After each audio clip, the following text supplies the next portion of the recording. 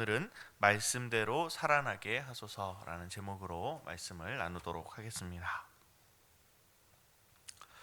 우리가 어제 이제 매일 성경 본문에서부터 이제 5월 시작을 하면서 시편 119편 말씀을 이제 묵상하기 시작했습니다. 시편 119편은 성경에서 가장 긴 가장 긴 장이죠. 176절까지 이제 구성이 되어 있고요. 우리 어제 다임 목사님께서도 말씀 전하시면서 말씀하셨는데 신앙의 ABC다 이렇게 말씀을 하셨습니다. 이게 그 가장 신앙의 기본적인 부분을 강조하는 내용이기도 하면서요. 히브리어 총 이제 22글자로 이루어진 그 히브리어 각 글자마다 이제 8절씩 그 글자로 시작하는 이제 시를 쭉 써서 마치 22행시처럼 이제 기록된 글이라는 것이죠. 이렇게 하면서 암송하기도 쉽고 또 그 기록한 내용을 계속해서 묵상하면서 이 신앙의 가장 정말 기본이 되는 내용에서부터 계속해서 삶에서 묵상할 수 있는 그런 구조로 되어 있는 것이 바로 이 시편 119편이라고 할 수가 있습니다.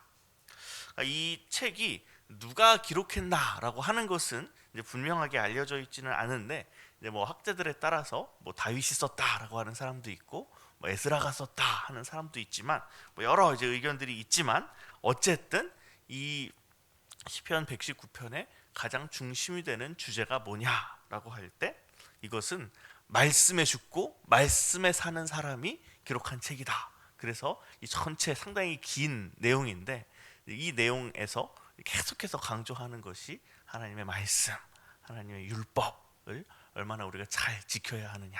그리고 이 시를 기록한 사람 자체가 계속해서 이 말씀 앞에서 자신을 성찰하고 만약에 자신이 말씀에서 조금 멀어졌다 그러면 막 간구하는 겁니다. 하나님 말씀으로 저를 다시금 이끌어 주십시오. 그리고 또 말씀을 잘 지키지 않는 사람들이 뭔가 이게 잘 되는 걸 본다 라고 할 때 마음에 이제 어려움이 있을 때 그럼에도 불구하고 말씀을 떠나지 않도록 지켜주십시오. 이런 내용들로 이제 구성이 되어 있는 것이죠. 그래서 이제 오늘 이제 17절에서 32절 말씀을 우리가 읽고 있지만 사실은 이 시편 119편 또 더 나아가서 시편 전체를 해석하는 이 본문 해석의 틀이 바로 1절과 2절 말씀이라고 할 수가 있습니다.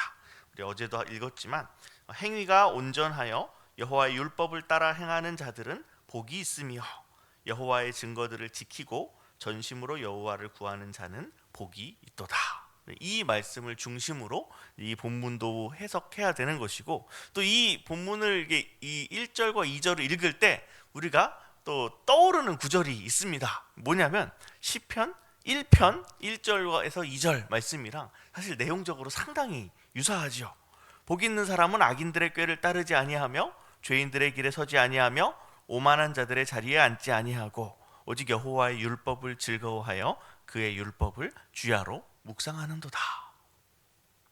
이 둘 사이의 유사성이 우연이 아닙니다.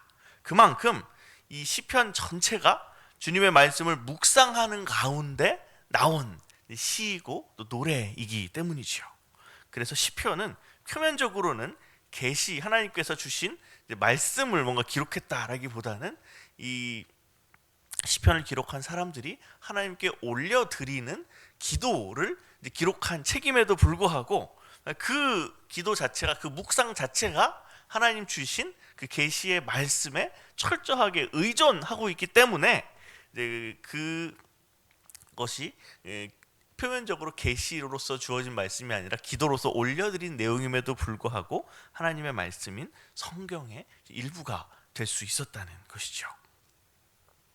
이제 오늘 이제 본문 말씀을 한번 이런 이제 맥락에서 한번 살펴보면 이렇게 됩니다. 먼저 17절에서 주의 종을 후대하여 살게 하소서. 그리하시면 주의 말씀을 지키리이다.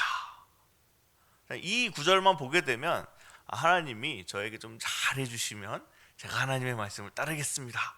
뭔가 이제 하나님의 말씀을 따르는 게 먼저가 아니라 주님이 저에게 뭔가 좋은 것을 주시면 제가 주님의 말씀을 따르겠습니다. 이렇게 이제 읽혀질 수도 있는데 사실은 이 말씀은 단순히 잘 먹고 잘 살게 해달라는 간구가 아닙니다. 왜냐하면 18절에서 내 눈을 열어서 주의 율법을 보게 하소서라고 바로 뒤이어 나오기 때문이죠.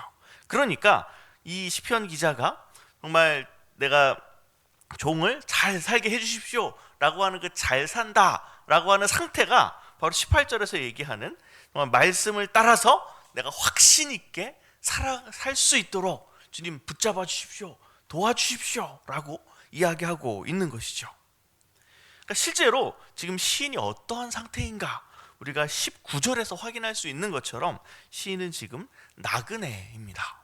그러니까 이제 비유적으로 나그네인지 아니면 실제적으로 나그네인지까지는 이 본문만으로는 알 수가 없지만 적어도 그가 지금 심정적으로 정말 기댈 것 하나 없는, 하나님의 말씀이 아니고서는, 하나님 그분이 아니고서는 기댈 게 없는 상태다라고 하는 것을 알 수가 있죠. 근데 그런 상태에서 정말 하나님의 말씀조차도 내가 확신 있게 붙들지 못한다면 나의 소망이 어디에 있습니까? 내가 그렇게는 살 수 없겠으니 주님의 말씀을 내가 붙들고 확신할 수 있도록 나의 마음을 붙잡아 주십시오 라고 간구하고 있는 것입니다. 그리고 또 이렇게 이 사람이 나그네인 상태와 더불어서 사실 그에게 있어서 있는 어려움들이 있죠. 보면 이제 20절과 21절의 말씀을 쭉 보게 되면 주의 규례들을 항상 사모하는데 내 마음이 상했다. 그리고 그 뒤에 21절에는 교만하여 저주를 받으며 주의 계명들에서 떠나는 자에 대해서 언급을 하고 있는데요. 이 구절들을 볼 때 우리가 미루어 보건대 그의 주변에서 하나님의 말씀을 떠나 있고 하나님의 말씀을 아주 소홀히 여기는 사람들이 그를 괴롭히고 또 그럼에도 불구하고 그들은 잘 되고 이러한 모습들을 보면서 정말 하나님의 말씀을 따르는 게 나에게 있어서 무슨 의미가 있는가? 하나님의 뜻을 따르지 않는 저들이 오히려 나를 이렇게 멸시하고 정말 저주를 받아야 할 만한 자들인데 그러지 않고 뭔가 내가 오히려 저주를 받고 있는 상황처럼 보이는 이런 이제 말씀의 말씀됨이 하나님이 주신 약속이 정말 그의 마음 속에서 이제 확신으로 다가오지 못하게 되는 이런 상황을 지금 이제 고백하고 있는 것입니다. 참 이러한 상황 속에서 정말 하나님께 이제 간구하는 거죠. 하나님, 그럼에도 불구하고 하나님께서 저에게 주신 이 말씀이 정말 진리라는 것을 나의 마음으로 하여금 신뢰하게 하시고 붙들게 하시고 주님만 의지하게 하여 주시옵소서. 그래서 정말 이런 정말 잘못된 길로 나아가는 길을 우리가 따르는 것이 아니라 하나님의 말씀을 여전히 붙들며 살아갈 수 있는 그러한 믿음을 허락하여 주시옵소서. 이 간구를 아주 처절하게 하고 있는 것입니다. 그러면서 정말 이 본문 내에서 그 기도 응답으로 인해 그의 심령 가운데 변화됨이 나타납니다. 24절에 보시면 주의 증거들은 나의 즐거움이요 나의 충고자니이다. 여기에서 이미 하나님 앞에 기도할 때에 정말 그의 상태가 변하게 되고 또 그의 마음이 변하게 되면서 이제 그의 이제 하나님의 그 기도의 응답이 또한 그에게 주어졌다라고 하는 것을 이제 본문이 드러내고 있는 것입니다. 오늘 이제 본문 우리 어제 담임 목사님께서도 말씀해 주셨지만 이 시편 119편이 8절을 기준으로 이제 그 다음 연으로 넘어가게 됩니다. 그래서 24절에서 이제 한 단락의 이야기가 끝나게 되고 또 이제 25절부터 또 새로운 단락이 시작이 되는데요. 25절에서도 말씀을 사모하는 기도가 계속되고 있는 것을 볼 수가 있습니다. 그러니까 순간적으로 또 어려움이 있고 또 기도로 그 상황을 모면했지만 한 번 기도한다 그래가지고 상황이 금방 또 모면되고 또 계속 좋고 그런 상황은 아닌 거죠. 우리의 삶에서 우리 저와 여러분들도 삶에서 늘 경험하지만 어려움은 한 번 오지 않습니다. 계속해서 한 번 이겨내고 한 번 승리했어도 그 다음에 또 다시 어려움이 올 수가 있는 거죠. 그래서 계속해서 기도하는 것입니다. 28절과 29절에서 이번에는 또 다른 방면의 어려움이 있는 것을 볼 수가 있습니다. 나의 영혼이 눌림으로 말미암아 녹사오니 주의 말씀대로 나를 세우소서. 거짓 행위를 내게서 떠나게 하시고 주의 법을 내게 은혜로이 베푸소서. 이 상황 속에 지금 거짓 행위를 내가 하지 않도록, 거짓 행위로부터 내가 떠날 수 있도록 해주십시오 라고 기도하는 것이, 지금 내가 또 외적으로 이렇게 그 핍박을 당하거나 멸시를 당해서 어려운 것과 더불어서 내 마음속에 믿음이 약해질 때에 저렇게만 좀 약간만 좀 내가 타협하고 약간만 좀 그 말씀 좀 잊고 살면 지금보다는 좀 나을 것 같은데 라고 하면서 거짓 행위를 의지하게 되는 내 내면의 마음의 상태, 이 상태를 발견한 겁니다. 계속해서 하나님 앞에서 나의 내면과 또 나의 외부적인 상태를 생각하게 될 때에 외부적인 상태에 대한 위험도 있지만 내부적으로 내 스스로가 말씀으로부터 좀 떠나서 살아도 되지 않을까, 뭐 이 정도 살았는데 이렇게 잠깐 한다고 뭐 크게 문제가 될까 하는 그런 마음이 들었을 때 그가 바로 기도하는 겁니다. 그러니까 워낙에 이제 어려운 상황 속에서 내가 영혼에 눌려서 내 마음이 이제 녹았다. 그래서 거짓 행위가 내게 들어올 수 있으니 이 거짓 행위로부터 나를 지켜주십시오 하는 기도가 있고, 또 시인이 이를 통해서 시인이 가장 두려워하는 것이 뭐 세상적인 여러 어려움들을 당하는 것이 아니라 정말로 내가 하나님의 말씀으로부터 멀어지는 것, 이것이 그가 생각할 수 있는 가장 두려운 상태, 가장 어려운 상태인 것도 알 수가 있습니다. 그리고 32절에서 다시금 주께서 내 마음을 넓히시면 내가 주의 계명들의 길로 달려가리이다. 다시금 주님의 계명 앞으로, 주님의 말씀 앞으로 내가 달려가겠습니다 라고 고백하는 것으로 이제 오늘의 말씀, 이제 본문 말씀이 이제 마무리되고 있죠. 오늘 말씀을 참 살펴보다 보면 정말 이 시편의 말씀이 정말 우리의 그 마음 상태, 우리의 정말 오늘의 실존을 잘 담아내고 있는 시라는 생각이 듭니다. 사실 이 말씀을 이렇게 붙들기를 원하고 강조하는 이 기도 가운데 사실은 또 이면에 우리의 형편이 나타나게 되죠. 우리는 말씀이 아니어도 의지할 수 있는 게 너무나도 많습니다. 사실 뭐 정말로 내가 어렵고 주변에 아무것도 없는 상태면 그래도 그나마 붙들 수 있는 게 하나님밖에 없고 말씀밖에 없을 텐데, 사실은 우리의 지금 이 경제 발전도 많이 이룬 이 대한민국을 살아가는 우리에게 있어서 사실 하나님 외에도 저게 있으면은 나의 삶이 좀 윤택해지겠구나, 좋아지겠구나 라고 할 만한 것들이 굉장히 많죠. 그래서 사실은 기도의 자리에 나와서도 하나님을 구하는 것이 아니라 하나님께 아뢰어서 하나님을 수단으로 해서 이것을 얻고 싶다, 저것을 얻고 싶다 하는 기도가 사실은 우리의 기도 가운데 또 적지 않은 부분을 차지하는 것이 사실입니다. 그러나 정말 우리의 의지할 바, 우리가 바라봐야 할 바, 우리가 추구해야 할 바는 예나 지금이나 정말 우리가 부유하나 가난하나 항상 하나님뿐인 것을 우리가 기억해야 합니다. 이 말씀이 정말 그것을 우리에게 가르치고 있고 또 오늘 아침 우리에게 도전하고 있습니다. 또한 이 말씀, 그래 좋다, 말씀을 지켜야지 하지만 또 외적인 그 상황들이 우리를 가만히 놔두지를 않죠. 말씀을 열심히 지켜도 멸시당하기 일쑤입니다.